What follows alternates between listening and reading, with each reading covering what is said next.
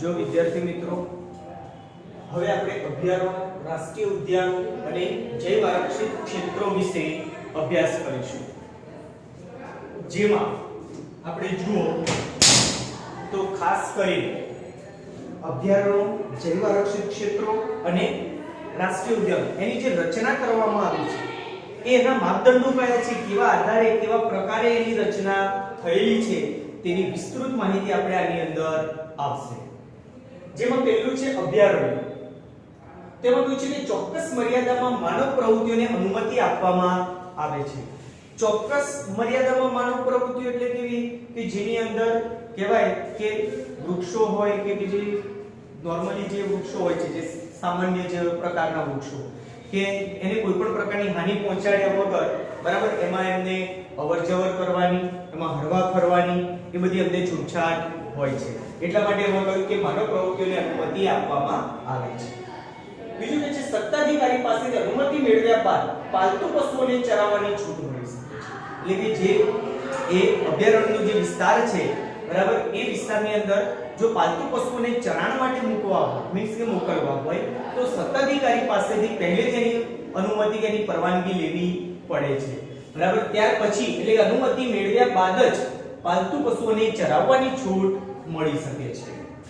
બીજું કે છે વન્યજીવ અભયારણ્યની સ્થાપના કોઈ એક વિશેષ પ્રજાતિના સંરક્ષણ માટે કરાય છે। મિત્રો આ 1 માર્ક્સ માટે પ્રશ્ન ખાસ ધ્યાનમાં રાખજો કે અભયારણ્યની રચના શા માટે કરવામાં આવે છે તો કોઈ એક વિશિષ્ટ પ્રાણી પ્રજાતિના સંરક્ષણ માટે તેની રચના કરવામાં આવે છે। એટલે 1 માર્ક્સ માટેનો પ્રશ્ન છે કે વન્ય અભયારણ્યની રચના શા માટે અથવા કયા આશયથી કરવામાં આવે છે તો એની સ્થાપના કોઈ એક વિશેષ પ્રજાતિના સંરક્ષણ માટે કરાય છે। અભયારણ્યની સ્થાપના રાજ્ય સરકાર દ્વારા જરૂરી પ્રક્રિયા દ્વારા કરી શકાય છે। અને બીજી બાબત એ પણ 1 માર્ક્સ માટે ધ્યાનમાં રાખવાની કે અભયારણ્યની સ્થાપના કોના દ્વારા કરવામાં આવે છે તો રાજ્ય સરકાર દ્વારા જરૂરી પ્રક્રિયા દ્વારા કરી શકાય છે। હવે જો આપણા ભારતના જે જાણીતા અભયારણ્યો છે તે તો પેરિયાર કયું છે, પેરિયાર, ચંદ્રપ્રભા, ઇત્તુર નાગરમ બરાબર અભયારણ્યો જાણીતા અભયારણ્યો છે। એટલે મિત્રો એ ખાસ ધ્યાનમાં રાખજો બરાબર। એટલે આપણે 4 બાબતો છે। પહેલી અભયારણ્યમાં બાબત કઈ ચોક્કસ મર્યાદામાં માનવ પ્રવૃત્તિઓને અનુમતિ આપવામાં આવે છે। બીજું કહ્યું કે સત્તાધિકારી પાસેથી અનુમતિ મેળવ્યા બાદ પાલતુ પશુઓને ચરાવવાની છૂટ મેળવી શકાય છે। વન્યજીવ અભયારણ્યની સ્થાપના કોઈ એક વિશેષ પ્રજાતિના સંરક્ષણ માટે કરાય છે બરાબર। તેની રચના જે છે કોઈ વિશેષ પ્રાણી પ્રજાતિના સંરક્ષણ માટે કરવામાં આવે છે અને અભયારણ્યની સ્થાપના રાજ્ય સરકાર દ્વારા જરૂરી પ્રક્રિયા દ્વારા કરી શકાય છે। એટલે આપણે કહ્યું કે અભયારણ્યની સ્થાપના રાજ્ય સરકાર દ્વારા જરૂરી પ્રક્રિયા દ્વારા કરી શકાય છે।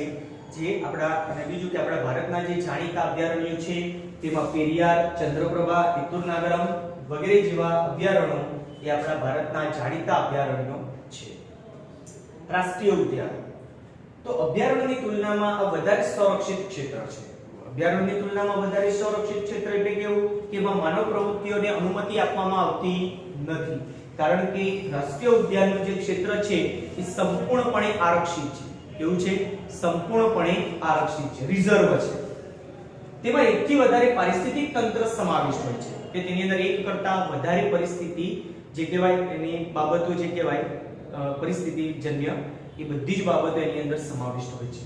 જેમાં આપણે કહ્યું છે કે પાલતુ પશુઓને ચરાવવા પર સંપૂર્ણ પ્રતિબંધ હોય છે। જો અભયારણ્યની અંદર હતું કે સત્તાધિકારી પાસેથી અનુમતિ મેળવ્યા બાદ પાલતુ પશુઓને ચરાવવાની છૂટ મળતી હતી, જ્યારે રાષ્ટ્રીય ઉદ્યાનની અંદર પાલતુ પશુઓને ચરાવવા પર સંપૂર્ણ પ્રતિબંધ હોય છે। એટલે કે એમને પાલતુ પશુઓને ચરાવવા માટે કોઈ પણ પ્રકારની છૂટ આપવામાં આવતી નથી।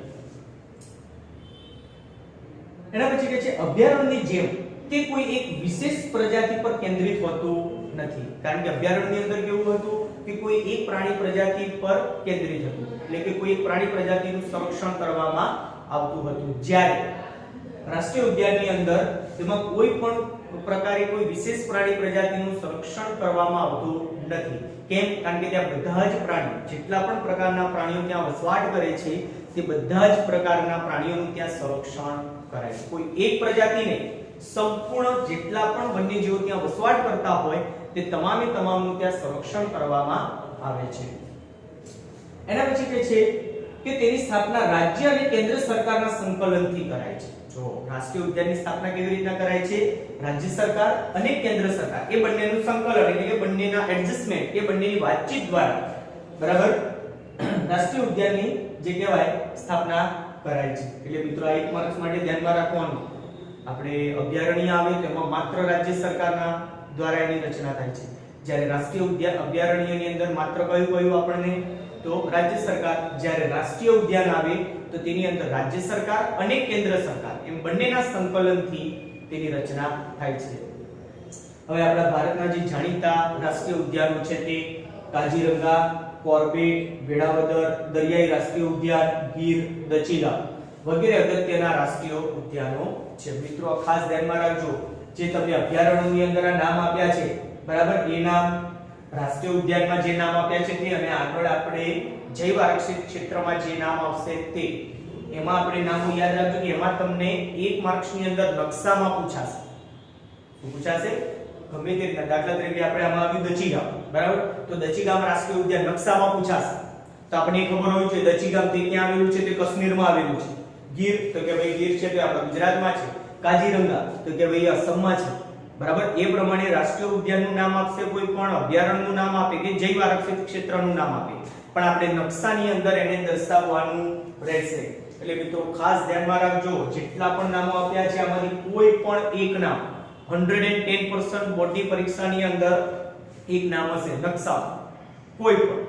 મોટા ભાગે જો હમણાં દચીગામ પૂછાયેલું છે બરાબર પછી એની આગળ વેળાવદર છે, કાઝીરંગા બધા પ્રકારના નામો જે રાષ્ટ્રીય ઉદ્યાનો છે એ પૂછાઈ ગયેલા છે પણ આપણે બધાનું ધ્યાનમાં રાખવાનું છે કારણ કે હું નકશા માટેનો વિડિયો તૈયાર કરીશ ત્યારે હું તમને બધાના જે મુખ્ય કેન્દ્રો છે તે હું તમને ત્યાં બતાવીશ બરાબર.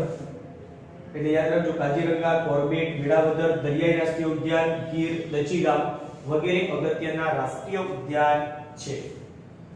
ત્યાર પછી આપણને કહે છે જૈવ આરક્ષિત ક્ષેત્ર. તેમાં કહે છે કે તેની રચના આંતરરાષ્ટ્રીય માપદંડો અનુસાર કરાય છે. જો જૈવ આરક્ષિત ક્ષેત્રની રચના કેવી રીતે થાય છે? આંતરરાષ્ટ્રીય માપદંડોના અનુસાર કરાય છે. જે તે ક્ષેત્રની પ્રાકૃતિક અને સાંસ્કૃતિક વિવિધતાનું સંરક્ષણ કરવાનો હેતુ રહેલો છે. જો એનો મુખ્ય હેતુ શું હોય છે જૈવ આરક્ષિત ક્ષેત્રનો? તો જે તે ક્ષેત્રની પ્રાકૃતિક એટલે કે કુદરતી બરાબર અને સાંસ્કૃતિક વિવિધતા એટલે કે કલ્ચરલ જે ડિફરન્ટ છે અલગ અલગ રાજ્યોમાં જો તો અલગ અલગ પ્રકારે જે તે આરક્ષિત ક્ષેત્રોની રચના થઈ છે તો અલગ અલગ વિશેષ પ્રાણી પ્રજાતિ ત્યાં વસવાટ કરતી હશે તો અલગ અલગ પ્રકારે બરાબર કલ્ચરલ બાબતો સાંસ્કૃતિક જે વિવિધતા છે એના આધારે પણ એની રચના કરવામાં આવી છે. એટલે કે સાંસ્કૃતિક વિવિધતાનું સંરક્ષણ કરવાનો હેતુ રહેલો છે. ત્રીજી બાબત કહે છે તે ક્ષેત્રમાં થતી બધી જ વનસ્પતિ, જીવજંતુઓ અને જમીન ઉપરાંત ત્યાં વસતા માનવ સમુદાયોની જીવનશૈલીનું પણ ત્યાં સંરક્ષણ કરાય છે. મિત્રો ખાસ ધ્યાનમાં રાખજો કે જે તે જંગલ એરિયા છે આપણા અને ત્યાં વસતી જે કોઈ પણ આદિવાસી પ્રજાઓ હોય કે બીજી અન્ય કોઈ પણ પ્રજાઓ હોય કે જે જંગલની આજુબાજુના ભાગમાં કે જંગલના મૂળ ક્ષેત્રમાં વસવાટ કરતી હોય તો જૈવ આરક્ષિત ક્ષેત્રની અંદર તે કહેવાય છે કે તમામ પ્રકારની વનસ્પતિઓ, જીવજંતુઓ, જમીન ઉપરાંત ત્યાં વસતા માનવ સમુદાયો એમની જીવનશૈલી એટલે કે એમની જે લાઈફસ્ટાઈલ છે તેનું પણ સંપૂર્ણપણે સંરક્ષણ કરાય છે. ચોથું એ છે કે ત્યાં જૈવ વૈવિધ્ય બાબતે સંશોધન અને પ્રશિક્ષણ માટેની ખાસ સવલતો ઊભી કરાય છે. શું કહ્યું છે કે ત્યાં જૈવ વૈવિધ્યની બાબતોમાં સંશોધન અને પ્રશિક્ષણ માટે ખાસ સવલતો ઊભી કરાય છે. કેમ? કારણ કે આપણને ખબર છે કે અલગ અલગ પ્રાણી પ્રજાતિઓ માટે થઈને જો તો દેશ વિદેશની અંદર ઘણા બધા સંશોધનો થતા રહે છે બરાબર કે એ સંશોધનો દ્વારા ખબર પડે છે કે કઈ પ્રાણી પ્રજાતિની વિશેષતા શું છે બરાબર. એ બધી જ આપણને ઇન્સ્ટ્રક્શન છે અલગ અલગ પ્રકારની ટીવીમાં આવતી ચેનલો છે જેમ કે ડિસ્કવરી, નેશનલ જ્યોગ્રાફી બરાબર, એનિમલ પ્લેનેટ્સ આ બધી ચેનલ્સ દ્વારા આપણને ઘણું બધું જોવા, જાણવા અને સમજવા મળે છે. આ પ્રકારે દૂષિત વિસ્તારોમાં તમામ પ્રકારની બહારની માનવીય ગતિવિધિ સંપૂર્ણપણે પ્રતિબંધિત હોય છે. એટલે મિત્રો ખાસ ધ્યાનમાં રાખજો કે જૈવ આરક્ષિત ક્ષેત્રમાં તમામ પ્રકારે કહેવાય છે કે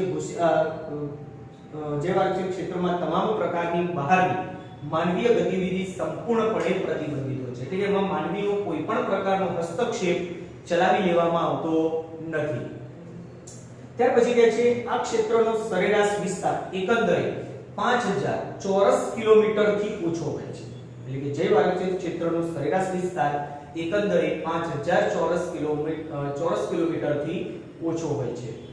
એમાં જો આપણા ભારતની અંદર જે આવેલા જૈવ આરક્ષિત ક્ષેત્રો છે તેમાં નીલગિરી, મનારની ખાડી, ગ્રેટ નિકોબાર, સુંદરવન, પંચમઢી વગેરે દેશના મહત્વના જૈવ આરક્ષિત ક્ષેત્રો છે. એટલે મિત્રો એમાં ધ્યાનમાં રાખજો નામો એના નીલગિરી, મનારની ખાડી, ગ્રેટ નિકોબાર, સુંદરવન, પંચમઢી વગેરે આપણા દેશના મહત્વના જૈવ આરક્ષિત ક્ષેત્રો છે. એટલે મીન્સ કે જૈવ આરક્ષિત ક્ષેત્રો ગણાય છે. અને ગુજરાતના કચ્છના રણની વિશિષ્ટ પરિસ્થિતિના સંરક્ષણના હેતુસર ઈસવીસન 2008 ની સાલમાં, કઈ સાલમાં?